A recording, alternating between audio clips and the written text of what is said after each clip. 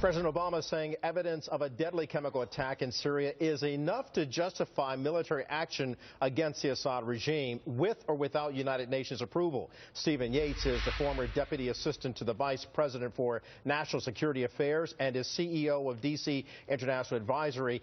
Stephen, the president is saying that, but he's also saying he wants to wait for authorization from Congress, and Congress doesn't return until September 9th. So what type of action or message are we sending to the world? Well, I think, frankly, the administration's approach has been bewildering, and I think ally and foe are probably somewhat confused. Foe's probably a little bit happier to know that they have more time to plan for how they might respond, but allies have to be, frankly, wondering where leadership is going to come from in the United States. Going to Congress at some point in the not-too-distant future to debate things is not anywhere near a declaration, and I just think reasonable people would doubt that a limited strike really ends an ongoing civil war in a regional conflict.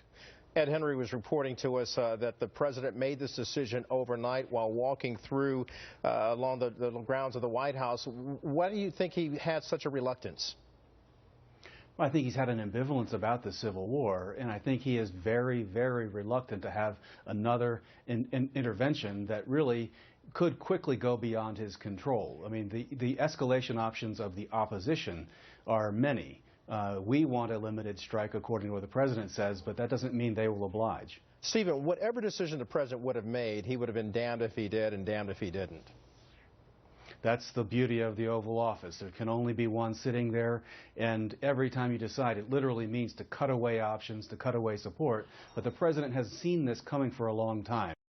This conflict has gone on a long time. His red line, his call for Assad to go has been a long time. It seems strange that they seem only now to be crushing on what to do about it. Which seems that he must make some decision, but he's waiting for Congress to do that. So looking forward, what type of prediction do you have? Well, I think the support in Congress will be tough, far from guaranteed.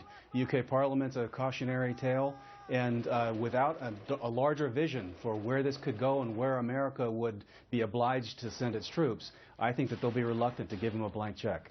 Stephen Yates, we thank you for your perspective and your insights. Thank you. All right.